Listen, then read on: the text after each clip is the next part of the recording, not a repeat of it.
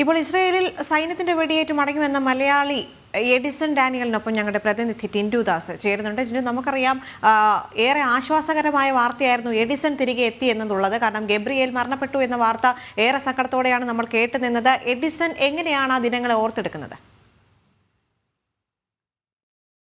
തീർച്ചയായിട്ടും ദേവിക, 9-ാം തീയതിയാണ് അദ്ദേഹത്തിന് ഈ നാട്ടിലേക്ക് വരാൻ, അതായത് അവിടെ ജോർദാനിലേക്ക് എത്തിപ്പെടുന്നതും ജോർദാനിൽ ഇസ്രായേലിലേക്ക് കടക്കാൻ ശ്രമിക്കുന്ന സമയത്ത് കൂടെ ഉണ്ടായിരുന്ന സ്വന്തം അളിയൻ അദ്ദേഹത്തിന് ഇതൊരു അത്യാഹിതം സംഭവിക്കുകയും ചെയ്തത്. ഈ ജോർദാനിൽ വെച്ച് എന്താണ് ചേട്ടാ സംഭവിച്ചത്? ജോർദാനിൽ ഇസ്രായേലിലേക്ക് കയറുന്ന സമയത്ത് എന്താണ് സംഭവിച്ചത്? അവർ ഷൂട്ട് ചെയ്ത് ബുള്ളറ്റ് എനിക്ക് കൊണ്ടപ്പോൾ എൻ്റെ ബോധം അങ്ങ് നഷ്ടപ്പെട്ടു. പിന്നെ ഞാൻ കണ്ണു തുറന്ന് നോക്കുമ്പോൾ കമാൻഡർ ഓഫീസിലാണ്, ഫീൽഡ്സയിലാണ്. എങ്ങനെയാണ് അവിടുന്ന് ഈ ജോർദാനിൽ നിന്നും ഇസ്രായേലിലേക്ക് കയറുന്ന ഒരു സമയത്ത് അവിടെ ആരാണ് കൊണ്ടിറക്കിയത്, അല്ലെങ്കിൽ അവിടെ നിന്ന് എങ്ങനെയാണ് ഈ ഇസ്രായേലിലേക്ക് പോകുന്നത്? അവിടെ നമ്മുടെ കൂടെ ഗൈഡ് ഉണ്ടായിരുന്നു. ഗൈഡാണ് നമ്മളെ കൊണ്ടുപോകുന്നത്. ഗൈഡാണ് മുന്നിൽ നിന്ന് നമ്മളെ കൊണ്ടുപോയിക്കൊണ്ടിരുന്നത്. പിന്നെ നമ്മൾ 4 പേരുണ്ടായിരുന്നു. 2 ശ്രീലങ്കയിലെ 2 പേരും നമ്മൾ 2 പേരും കൂടെ ആയിരുന്നു. ആരാ ഇവിടെ നിന്ന് നാട്ടിൽ നിന്ന് അങ്ങോട്ടേക്ക് കൊണ്ടുപോകുന്നത്? നിങ്ങളെ 2? ബിജു എന്ന് പറയുന്ന ഒരു കൂട്ടുകാരനാണ്. എത്ര രൂപ കൊടുത്തിട്ടുണ്ടായിരുന്നു? ഞാൻ 1.5 ലക്ഷം രൂപ ക്യാഷ് ആയിട്ട് കൊടുത്തിട്ടുണ്ടായിരുന്നു. പിന്നെ ഡോളർ അവൻ എടുക്കാൻ പറഞ്ഞ് ഞാൻ എടുത്തായിരുന്നു. അത് അവൻ തന്നെ വാങ്ങിച്ചായിരുന്നു നമ്മുടെ. അവിടെ ചെന്നിട്ട് ഡോളർ, നാട്ടിൽ നിന്ന് ഡോളർ കൊണ്ടുപോയി? നാട്ടിൽ നിന്ന് നമ്മൾ ഇവിടെ നിന്ന് ഡോളർ എടുത്തിട്ട് പോയി. ഡോളർ എടുത്തിട്ട് പോയായിരുന്നു. ഞാൻ $600 എടുത്ത്, എൻ്റെ അളിയൻ $500 എടുത്തു. അത് അവൻ അവിടെ വെച്ച് വാങ്ങിച്ചിട്ട് ആ ഡോളർ മാറിയിട്ട് 200 അവിടുത്തെ പൈസ വെച്ച് തന്നിട്ട് പറഞ്ഞു ഇത് ആ കാർ ഡ്രൈവറിൻ്റെ കയ്യിൽ കൊടുക്കാൻ പറഞ്ഞു. എത്ര ദൂരം ജോർദാനിൽ നിന്നും ഇസ്രായേലിൽ ലക്ഷ്യമാക്കി നടന്നായിരുന്നു? നമ്മൾ കുറേ ദൂരം നടന്നായിരുന്നു. ഓടുകയും നടക്കുകയും ചെയ്താണ്. ആദ്യം ഓടി, പിന്നെ തളർന്നപ്പോഴാണ് നടന്നു തുടങ്ങിയത്. രാത്രി ആയതുകൊണ്ട് അവിടുത്തെ സംഭവം അറിയത്തില്ല.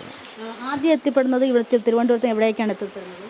ആദ്യം നമ്മൾ തിരുവനന്തപുരത്ത് നിന്ന് അബുദാബിയിലാണ് എത്തിപ്പെടുന്നത്. അബുദാബിയിലാണ് ജോർദാനിൽ എത്ര ദിവസം താമസിച്ചു? ജോർദാനിൽ 2 ദിവസം. എത്ര ദിവസം മുമ്പേ പദ്ധതി ഉണ്ടായിരുന്നു ഇത്തരത്തിൽ ജോർദാനിലേക്ക് പോകുന്നത്? ഇവിടെ ജോലി എന്തെങ്കിലും ഓഫർ ചെയ്താണോ കൊണ്ടുപോയത്, അല്ലെങ്കിൽ അവിടെ ചെന്ന് ജോലി നേടാവുന്ന? അങ്ങനെ നമ്മളോട് പറഞ്ഞത് അവിടെ പോയിട്ട് ജോർദാൻ വിസ നമുക്ക് ഓൾറെഡി ഉണ്ട്, അവിടെ പോയിട്ട് ഇസ്രായേൽ വിസ അടിച്ചിട്ട് കൊണ്ടുപോകുമെന്നാണ് നമ്മളോട് പറഞ്ഞത്. ഇസ്രായേൽ വിസ അവിടെ നിന്ന് അടിച്ചിട്ട് നമുക്ക് ഇസ്രായേലിൽ പോവാം, നിങ്ങൾ ജോലി ചെയ്തിട്ട് അവിടെ കൊടുത്താൽ മതി എന്നാണ് പറഞ്ഞത്. ബിജു എവിടെ വെച്ചാണ് ടീം നഷ്ടമാകുന്നത്? ആരൊക്കെ ടീമിനൊപ്പം ഉണ്ടായിരുന്നു നിങ്ങൾ ഈ ഇസ്രായേലിലേക്ക് പോകുന്നത്? നമ്മൾ 4 പേരുണ്ടായിരുന്നു. ബിജു എന്ന് പറയുന്നതും ജോഷി എന്ന് പറയുന്ന ഒരു UK സിറ്റിസണും, പിന്നെ ഞാനും അളിയനും. ബിജു നമ്മളെ അവിടെ അവരുടെ കയ്യിൽ കൊണ്ട് കൊടുത്തിട്ടാണ് ബിജു, ഇസ്രായേലിലുള്ള ഗൈഡിൻ്റെ ഏൽപ്പിച്ചിട്ടാണ് ബിജു തിരികെ വന്നത്. UK പൗരനും തിരികെ? UK പൗരൻ 9-ാം തീയതി തന്നെ തിരികെ വന്നായിരുന്നു. UK പൗരൻ വന്നതിന് ശേഷമാണ് നമ്മൾ പോകുന്നത്. പിന്നീട് നിങ്ങൾ വഴിയിലും പിന്നെ 2 പേരായിരുന്നു? 2 ശ്രീലങ്കൻ പൗരന്മാരാണ്. വാട്സപ്പിൽ ലൊക്കേഷനൊക്കെ അയച്ചു തന്നില്ലേ? അതെങ്ങനെയായിരുന്നു? അത് വാട്സപ്പിൽ അവരുടെ സിമ്മാണ് നമുക്ക് തന്നിരുന്ന അവരൊരു ഗ്രൂപ്പ് തുടങ്ങി, അതിലാണ് ലൊക്കേഷൻ ഇട്ട് തന്നത്. അവസാനമായിട്ട് ആ എന്ത് മെസ്സേജാണ് നമുക്കത് നോക്കാൻ പറ്റത്തില്ല. പുറത്തായി കിടക്കുന്നുണ്ട്. ആ പോലീസുകാർ കാണുമെന്ന് പറഞ്ഞിട്ട് മൊബൈൽ ഞാൻ എടുക്കത്തില്ല. ജോർദാനിൽ ചതുപ്പിൽ കുടുങ്ങി കിടക്കുന്ന സമയത്ത് അവസാനം ഒരു മെസ്സേജ് വന്നായിരുന്നല്ലോ, ഒരു ബട്ടർഫ്ലൈയുടെ ഇതിട്ടായിരുന്നു. എന്തായിരുന്നു അർത്ഥം? അത് ബട്ടർഫ്ലൈ എന്ന് പറയുമ്പോൾ നമ്മൾ അത് അപ്പുറത്ത് കടലാണല്ലോ, പിന്നെ നിങ്ങൾ പറന്നു പോകുമോ എന്നല്ലേ അതിനർത്ഥം അയാൾ ചോദിച്ചത്. അവസാനം ചെന്ന് നിൽക്കുന്ന കടലിൽ? ആ കടലിന് അവിടെയാണ് അവസാനമായിട്ട് ഈ അളിയനെ കാണുന്നത്, അവസാനം കാണുന്നത് എന്നെ ഷൂട്ട് ചെയ്യുന്നതിന് മുമ്പാണ് ഞാൻ കാണുന്നത്. എത്ര ദിവസം മൊത്തം ജോർദാനിൽ ചെലവഴിച്ചു? നമ്മൾ ജോർദാനിൽ മൊത്തം 5 ദിവസം. വീട്ടുകാർ പണം? വീട്ടുകാർ ഇവിടെ നിന്ന് ടിക്കറ്റ് തന്നിട്ടാണ്.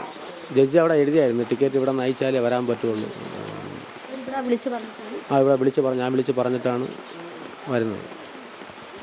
തീർച്ചയായിട്ടും ദേവിക, ഏതാണ്ട് 4 ദിവസം ജോർദാനിൽ കഴിഞ്ഞു. അവിടെ നിന്നുമാണ് ഇസ്രായേലിലേക്ക് പോകുന്ന സമയത്ത് കൂടെ ഉണ്ടായിരുന്ന ശ്രീലങ്കൻ പൗരനെയും അതോടൊപ്പം തന്നെ എഡിസനെയും അതോടൊപ്പം തന്നെ ഗബ്രിയേലിനെ വെടിവെക്കുന്ന സമയം തന്നെ ആദ്യം ഇദ്ദേഹത്തിൻ്റെ കാലിലാണ് വെടികൊണ്ടത്. അപ്പോൾ തന്നെ അദ്ദേഹത്തിൻ്റെ ബോധം പോയിരുന്നു. പിന്നീട് അദ്ദേഹത്തിന് അവിടെ എന്താണ് സംഭവിച്ചതെന്നും അറിയില്ല. പിന്നീട് അദ്ദേഹം കാണുന്നത് ക്യാമ്പാണ്. ആ ക്യാമ്പിൽ ദിവസങ്ങളോളം കഴിഞ്ഞു. പിന്നീട് അവിടുത്തെ കോടതിയിൽ ഹാജരാക്കുകയും അവിടെ വെച്ച് ഈ അറിയാവുന്ന ഭാഷയിൽ അവരോട് സംസാരിച്ചു. പിന്നീട് ഏറ്റവും പ്രധാനപ്പെട്ട കാര്യം, അദ്ദേഹത്തിന് വീട്ടിലേക്ക് വിളിക്കണമെങ്കിൽ അവിടുത്തെ പണം അടയ്ക്കണമായിരുന്നു. അതിനുള്ള പണം പോലും കയ്യിലില്ലായിരുന്നു. പിന്നീട് അദ്ദേഹം അവിടെ വെച്ച് കൂടെ ഉണ്ടായിരുന്ന ഒരാളുടെ അവസാനത്തെ 1 മിനിറ്റ് കടമായിട്ട് വാങ്ങിക്കൊണ്ടാണ് സംസാരിച്ചത്. സംസാരിക്കാൻ ശ്രമിക്കുകയും ആദ്യഘട്ടം നമ്പർ തെറ്റിപ്പോവുകയും ചെയ്തു. പിന്നീട് ഇന്ത്യയിലേക്ക് വരാനുള്ള അല്ലെങ്കിൽ ഇന്ത്യയിലേക്ക് ഫോൺ ചെയ്യാനുള്ള കോഡ് അറിയില്ലായിരുന്നു. പിന്നീട് അവിടുത്തെ, അതായത് ആ ക്യാമ്പിലൊരു ചന്ദനത്തിരി ഇന്ത്യൻ ഇന്ത്യൻ ബ്രാൻഡായിട്ടുള്ള ചന്ദനത്തിരി കണ്ടിരുന്നു. ആ ചന്ദനത്തിരിയിലെ കോഡ് ഉപയോഗിച്ചാണ് പിന്നീട് വീട്ടിലേക്ക് വിളിക്കുന്നതും വീട്ടിലേക്ക് വിളിച്ച് കാര്യം അറിയിക്കുകയും ഇത്തരത്തിൽ ഇവിടെ കുടുങ്ങിക്കിടക്കുകയാണെന്ന് അറിയിക്കുകയായിരുന്നു. അതിനുശേഷമാണ് നാട്ടിൽ നിന്നും അദ്ദേഹത്തിന് പണം അയച്ചുകൊണ്ട് അദ്ദേഹത്തിന് തിരികെ വരാൻ സാധിച്ചത്. പിന്നീട് തിരികെ വന്നതിന് ശേഷമാണ് ഇത്തരത്തിൽ അദ്ദേഹത്തിൻ്റെ അളിയൻ ഗബ്രിയേൽ മരണപ്പെട്ടു എന്നുള്ള വിവരം മെയിലായിട്ട് വരുന്നത്. അപ്പോൾ ഈ കൂടെ പോയ ബിജു ജോർദാൻ വരെ ഉണ്ടായിരുന്നു, കൂടെ UK സിറ്റിസണും ഉണ്ടായിരുന്നു. ഈ UK സിറ്റിസണും ബിജുവും പിന്നീട് എങ്ങോട്ട് പോയി എന്ന് ഇവർക്ക് അറിയില്ല. പിന്നീട് നാട്ടിൽ വന്നതിന് ശേഷം ഇദ്ദേഹം നിരവധി തവണ ബിജുവിനെ ബന്ധപ്പെടാൻ ശ്രമിച്ചുവെങ്കിലും ബിജുവുമായിട്ട് സംസാരിക്കാൻ സാധിച്ചില്ല എന്നാണ് പറയുന്നത്. അപ്പോൾ 1.5 ലക്ഷം രൂപയോളം ഇദ്ദേഹത്തെ ഇത്തരത്തിൽ ജോലിക്ക് വേണ്ടി കൊടുത്തിരുന്നു. ആ 1.5 ലക്ഷം രൂപയിൽ അവിടെ ചെന്നതിന് ശേഷം 3.5 ലക്ഷം രൂപ ശമ്പള വാഗ്ദാനമായിരുന്നു. വിസിറ്റ് വിസയിൽ ജോർദാൻ പോകുന്നു, ഇസ്രായേലിലേക്ക് പോകുന്നു. അവിടെ ചെന്ന് ജോലി നേടിയ ശേഷം 3.5 ലക്ഷം രൂപ ശമ്പളം, 50,000 രൂപ മാസം ഈ ശമ്പളത്തിൽ നിന്നും പിടിക്കും. അതിനുശേഷം കുറേശ്ശെ അടച്ചു തീർക്കാവുന്ന രീതിക്കാക്കിയായിരുന്നു പോയത്. പക്ഷേ അദ്ദേഹത്തിന് ചതവ് പറ്റിയതാണെന്ന് ഒരു ഘട്ടം വരെ മനസ്സിലായിട്ടില്ല. എന്തായാലും ഇതുവരെ ബിജുവിനെ കോൺടാക്ട് ചെയ്യാൻ സാധിച്ചിട്ടില്ല.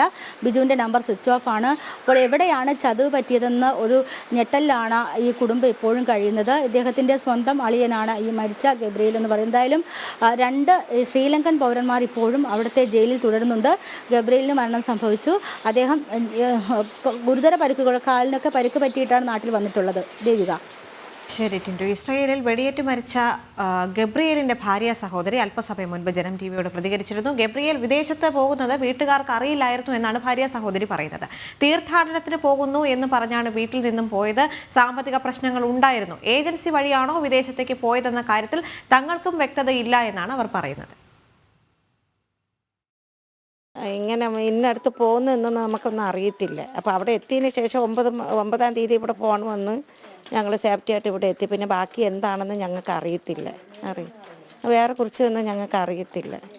അമ്മക്ക് ഇതിനെക്കുറിച്ച് അറിയത്തില്ല മാഡം. കാര്യം എങ്ങനെയെന്ന് പറഞ്ഞാൽ ഇവിടെ നിന്ന് 5-ാം തീയതി ഇവിടെ നിന്ന് നേർച്ച സ്ഥലത്ത് പള്ളികൾക്കൊക്കെ പോകണമെന്ന് പറഞ്ഞുകൊണ്ടാണ് പോയത്.